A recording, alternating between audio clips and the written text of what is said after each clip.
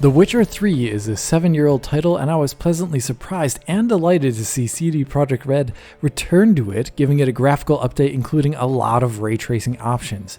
But is all well with this update? In this video that is coming in hot shortly before I go on holiday, I have two goals: to show you what the upgrades here are in The Witcher 3 Complete Edition on PC, and answer the question of whether or not something is wrong with this update's performance. Let's get into those upgrades first, as there are a lot of them. Getting into the menu, you will see that there are quite a lot of them just from looking at the options. RTX GI, which is a probe-based ray tracing global illumination system, RTAO on top of that to ground objects into the scene, ray traced reflections, and ray trace shadows from the sun and moon. That is a lot of ray tracing. Then beyond that, you have the Ultra Plus settings. Of those Ultra Plus settings, I would say two stand out the most visually. The foliage density and distance in the new Ultra Plus settings, as we can see here, dramatically push out the distance of foliage, making it pop much further into the distance. Old Ultra setting in comparison is kind of funny looking actually. Likewise, the density of the various tufts of foliage have increased as well, so it is denser and goes out further into the distance, looking much better overall. Another option that will be visible in passing but is hard to show in comparisons is NPC density. But as you can see here in Novigrad, there are more NPCs milling about cities than there are before with the old Ultra settings, and they give the cities a much more bustling feeling now. Beyond the Ultra Plus settings, there are quite a number of other upgrades in the game that have nothing to do with the settings you choose, but are instead just baked in regardless of your settings. For example, I really liked seeing that the low quality FMV from the game's intro is now replaced and appears to run in real time now. This makes the scene look so much better, as it is no longer filled with macro blocking, it's no longer running at console settings, and it's no longer 30 FPS. I appreciate this now being real time. Beyond that, the Complete Edition also has a number of new assets and high-res textures, and some of which, like the streets of Novigrad that we're seeing here, are no longer textures at all, but instead fully 3D geometry now on the ground. Similarly new is how NPCs up close, while using the gameplay camera, have much higher quality diffused textures and materials. Pretty obvious when the camera's up close like we're seeing here, but a little bit less obvious when people are just walking around at the normal gameplay height. Speaking of characters, hero characters like Geralt in gameplay now get detailed shadows that were otherwise reserved for cutscenes. So we can see in this three-way shot here, in the new version, even on the same Ultra settings as the original game, that Geralt's armor details like the belts and buckles are now casting shadows, something not there in the original version. On top of these new shadows, another thing just baked into the new game is how torches now across the game world cast shadows. It's very visible here with this coven of worshippers. In the original on the left, the torches leak awkwardly through the stage, lighting the ground below the stage. And now they're shadow casting, so this doesn't happen. This is a pretty intense upgrade, as if you look, every single torchbearer's torch here is actually casting shadows. That means multiple shadow casting lights are all just right next to each other with this new update, so it can probably be a little bit expensive, I imagine. The last universal upgrade is that mesh LOD is now much higher in the game regardless of what settings you choose. We can see this here with this comparison. In the new game on Ultra settings, this catwalk into the distance is no longer missing struts like it was in the original Ultra settings. This applies to the game regardless of what your settings are, so the LOD is just higher in the new release, and this really can affect a lot of scenes, especially those in cities, quite heavily. On average, this increase in level of detail is one of the most readily visible upgrades in the game that is not from ray tracing.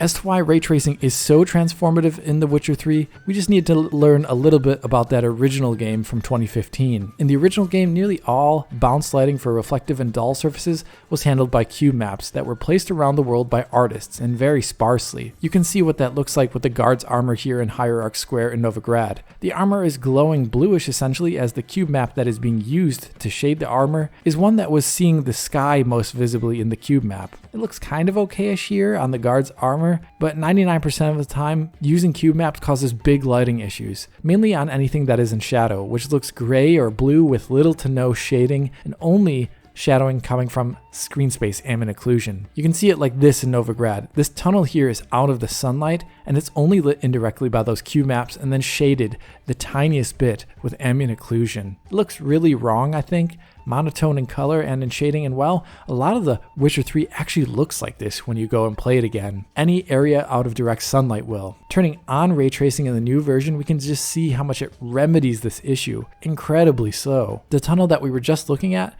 now has shadow in it, as RTX GI and RTAO are combining to localize the light bounce and cast shadows from those objects on the ground at the same time. It looks so much more natural. Looking at any one object that is in shadow shows off this dramatically, where the old version looks gray or blue with monotone shading, while the new version with RTX GI and RTAO is adding in a lot more contrast, a lot more realistic shadowing and bounce lighting. Those areas now where sky or sunlight do not reach now have real shadows applied to them and look so much better for it. RTGI also adds in a lot of color to this bounce lighting. For example, here in Toussaint, the facade of this building in the original game looks rather monotone and gray. With ray tracing now, the building's facade is picking up the bounce lighting from the sun, bouncing off the ground nearby and the buildings as well, giving that facade a much more earthy and warm tone. This can be seen all throughout the game, but is more visible in places like Toussaint, where that gray-blue color tone in shadows disappears and is now replaced by darkness in those areas where light cannot bounce, and a warm hue from the sun bouncing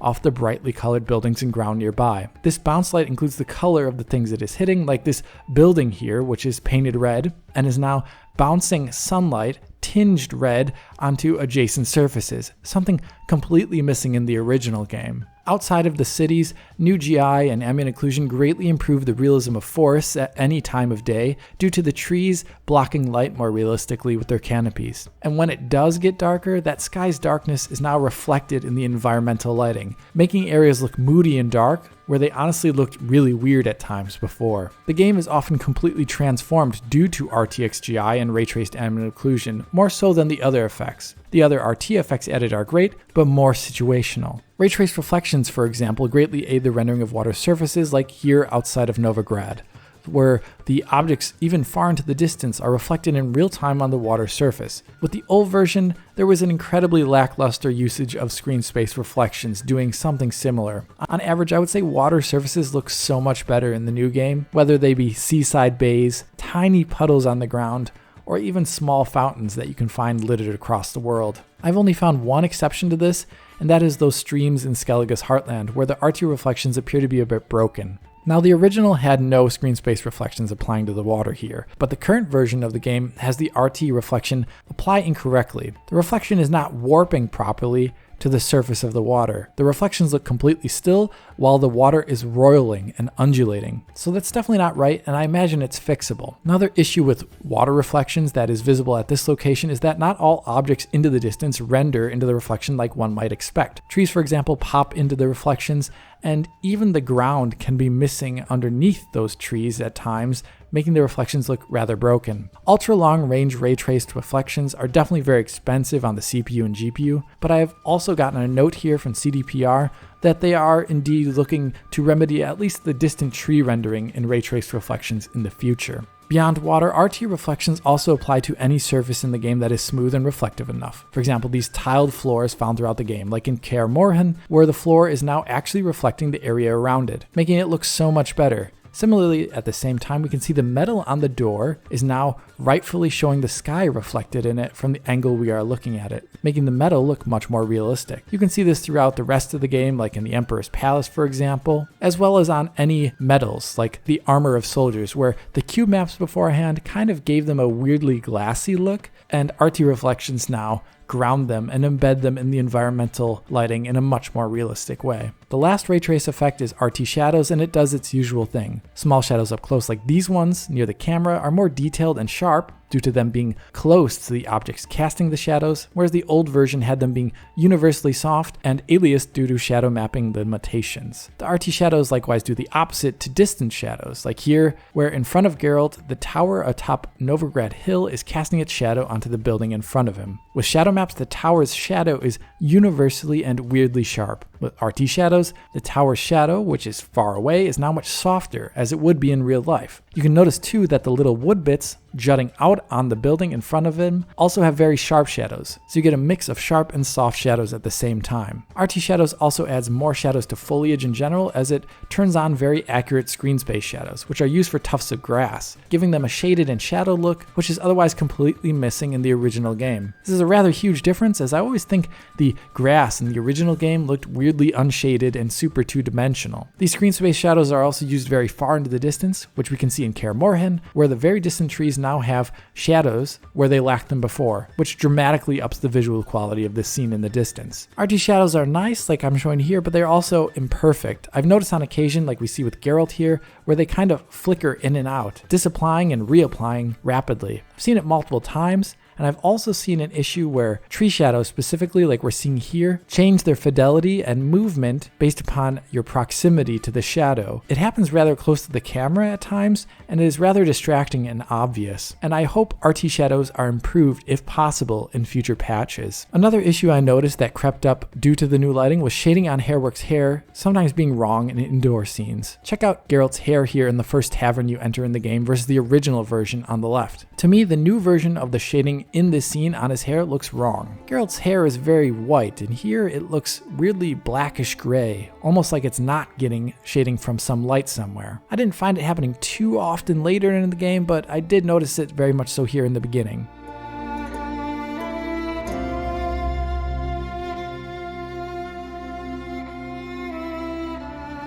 Even including the issues I've mentioned so far though, the sum of every other very positive change in this free update for The Witcher 3 levels up the game considerably. With the new lighting and upped draw distances, The Witcher 3 looks like a much improved game visually. It easily sucked me back into its environments, and I found myself wandering around the game world once again, enjoying the look and feeling of it all. It is truly a treat to go back into this game world and relive it in this new lighting. But does the update run well? Let me just give you a bit of background first before I go on about performance. The original The Witcher 3 is a DirectX 11 game. The Witcher 3 Complete Edition version ships with a DX11 and a DX12 version. The DX12 version has ray tracing, FSR, and DLSS, but as far as I can tell, it also has the same Ultra Plus settings as the DX11 version. In my explorations and side-by-sides, I'm having a hard time seeing what the difference is between the DX11 and DX12 version beyond ray tracing. They really do look really similar. According to CD Projekt Red, the DX11 version has no ray tracing support and even lacks quote-unquote some of the general graphical improvements introduced in the free next-gen update. Well, I'm having a hard time figuring out what those missing elements are. So I think it's okay to compare the performance of DX11 and DX12, and it's important to, as the DX12 version of this game seems very heavy on the CPU. What you are seeing here is a Core i9-12900K max settings, but set to a resolution where it is CPU limited. And in Novigrad, we are extremely CPU limited in terms of frame rate. You can always tell you're CPU limited 99% of the time. When you look at your GPU utilization, you see it's below 90% or so, which you can see overlaid here in the top right hand corner using Rivatuner's statistics server. Now, Novigrad has always been the heaviest CPU area in The Witcher 3, especially higher arc square here, but now with ray tracing, Ultra Plus settings, the new LOD, new torch shadows, and the DX12 client, it is incredibly CPU heavy. To put it in perspective, the frame rates we are seeing here is implying that this game at max settings is heavier perhaps than Microsoft Flight Simulator or Spider-Man Remastered. That is not to say the whole game is like this. If you're on the countryside, galloping along anywhere, the CPU burden is much ease. For example, here, CPU limited resolution again, max settings 1200K, and there's much higher performance, between 80 and 100 FPS here while galloping along. A lot faster, but then when you get into any settlement, like you see here with me getting to this seaside town, you'll see it dipping down towards 60. Getting near NPCs essentially seems to be doing this. Same here in Toussaint, 80 to 100 FPS while going across the countryside, but then you get into a township like we see here along the shore again, and the CPU limit goes into extreme mode, dropping healthily below 60 FPS and in a rather intense way. This is the core issue with The Witcher 3, and it is something everyone is seeing on their PCs, and it is why this game update has been so controversial, I believe. And not everyone has a 12900K with 6400 MHz DDR5 RAM. On something like a Ryzen 5 3600, you'll see an even more intense CPU limit. In Novigrad around Hierarch Square, we can see the CPU being absolutely punished here. At the core behind the CPU issue are a number of things, but the most significant of them is DX12. By default, even though I'm seeing very little difference between the versions beyond sharpening, the DX12 version at the same ultra settings as DX11 is seeing a 30% cut to performance by using DX12 on the 12900K. On Ryzen 5 3600, we see a similar 30%. Maybe there is a visual difference here, but I'm not seeing it. And that is the apparent look to the user that DX12 incurs the CPU performance cost. With the performance you're seeing on the Ryzen 5 3600 here, means you will not get a locked 60 FPS on an older mid-range chip like this. So with DX12 being more apparently CPU expensive, the other significant issue is the cost of ray tracing on the CPU. Turning the settings to Ultra Plus in Hierarch Square sees a very small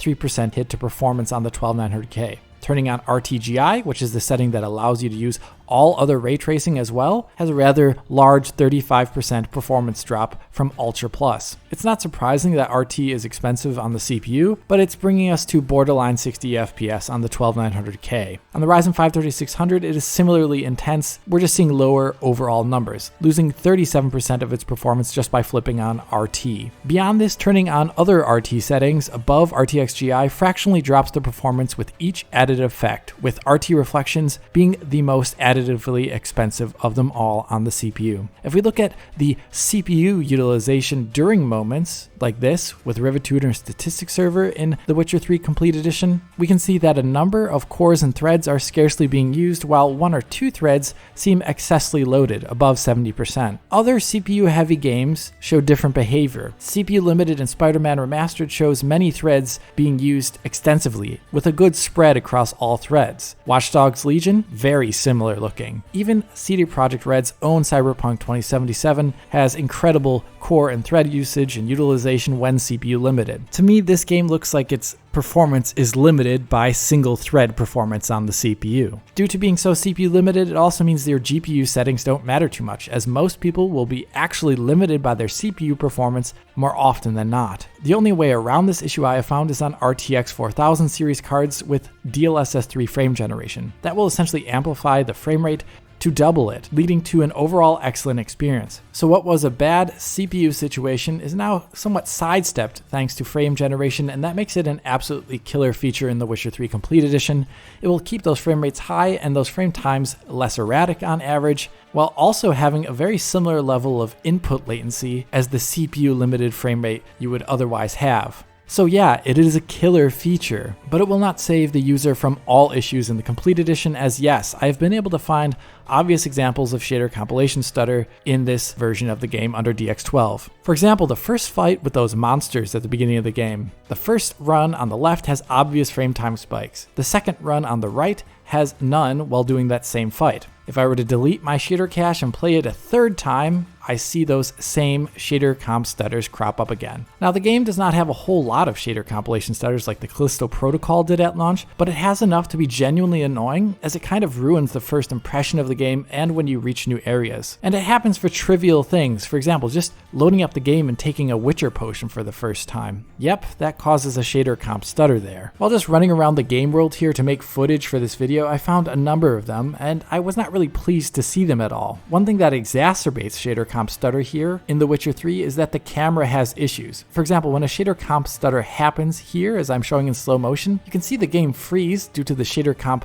stalling the game, but then after the shader comp completes and the game starts moving again, the camera then also hyper accelerates a few frames later on top of the stall. This gives the game a pausing and fast forward look any single time a frame time drop occurs. On top of this, I've also been able to see that there is a visible camera stutter that occurs even if your frame rate is perfect in The Witcher 3 at the moment. Just look at this shot of me spinning the camera with the Xbox Series X gamepad in the game's intro. I am measuring a perfect F-catted 60 FPS, but to me, the camera has obvious jitter occasionally and gives the game a look like it is dropping frames, even though it is really not.